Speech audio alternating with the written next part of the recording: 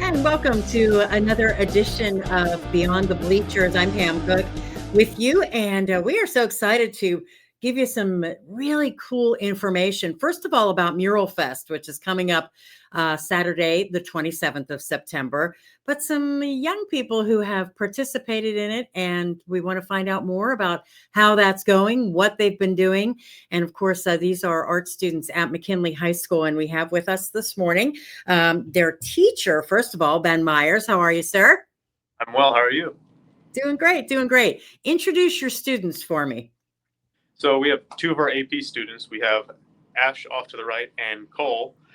They're two students that helped work on the mural, and they're also, like I said, AP students. So they're going to be submitting a college portfolio your junior and senior years, right? Senior years for college credit.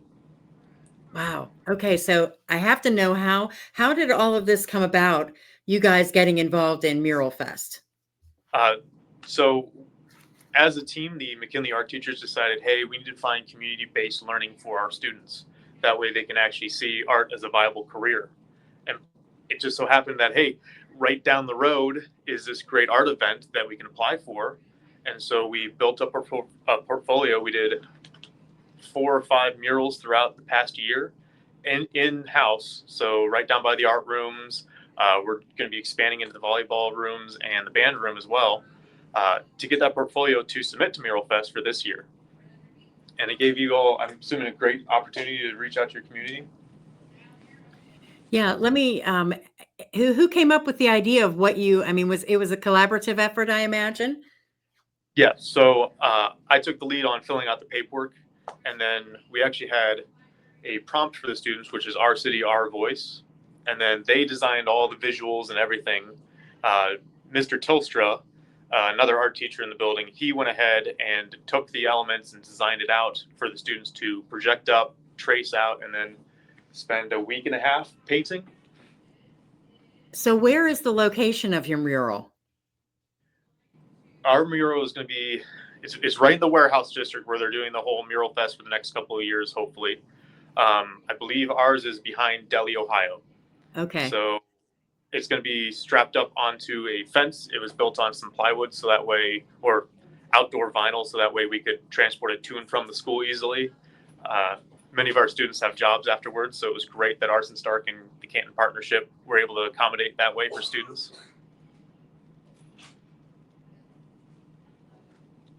A little bit about what you did. You know, you came up with the theme for it, but then where did the creative ideas come from? What did you decide? Funny thing about that is we had to do it twice because we didn't understand what he was trying to tell us the first time, and everybody like he made like a McDonald's one. If he wants to speak on that. It was similar to the McDonald's land like theme and like how it was designed throughout the entire like thing. I used like the style of it to make it so it was like the Hall of Fame at the top, and then like a bunch of different locations from Canton just around it connecting. I can't even speak on mine. Mine was just a picture of what we were doing ourselves. But once he like explained it deeper the second time, I think we all got the hang of it. Yeah. So what are folks going to see when they head to the warehouse district? What are they going to see when they look at your mural? A lot of colors. There's so much paint everywhere, guys. There's that, and then there's his Hall of Fame idea still stick. We have pizzas, flowers, hair, track runners, all of the above, you know. The bulldog.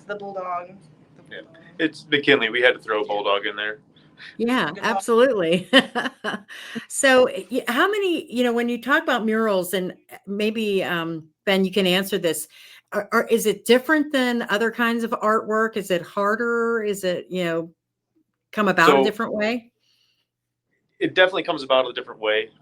Mostly, I mean, murals are way bigger than an 8x11 piece of paper, but the rough drafts, the prep work, it's more collaborative. So I always see art as the collaboration. I went to school and we had a giant community of artists and art ed people. Even within McKinley, there's a huge collaboration and community happening.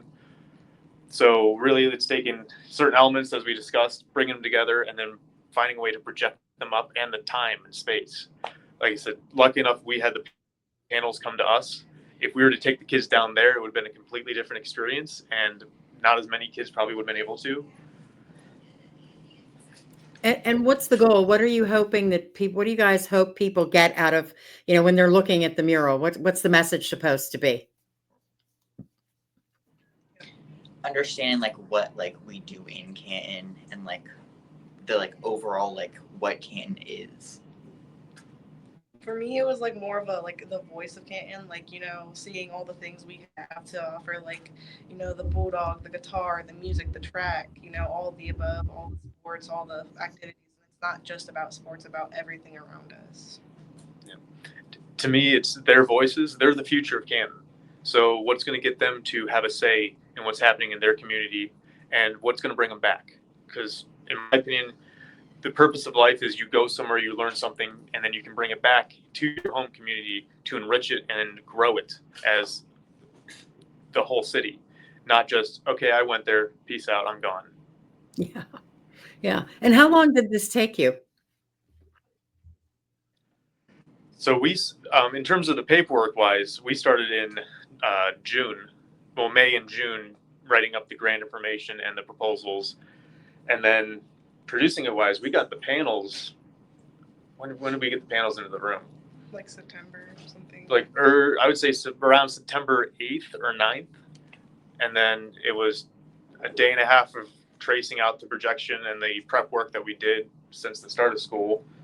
And then painting was individually done. So like each person had like a different piece. So like if you didn't finish all the pieces, someone else would finish it for you. So like it wasn't like you didn't have to like stop. And if you did, there was somebody else there to take over your area. How many students worked on it with you? How many students? There are 7 in one class, the AP class, I believe. Then we had some of our digital illustration classes. They also helped. So that'd be 30 to 40.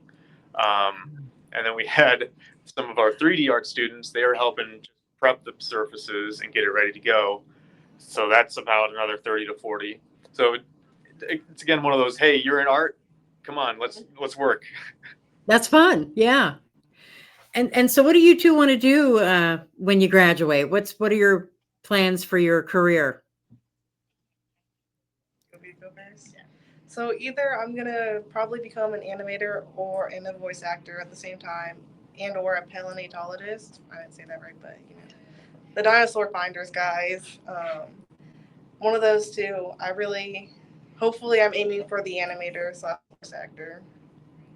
That's fun. I want to do like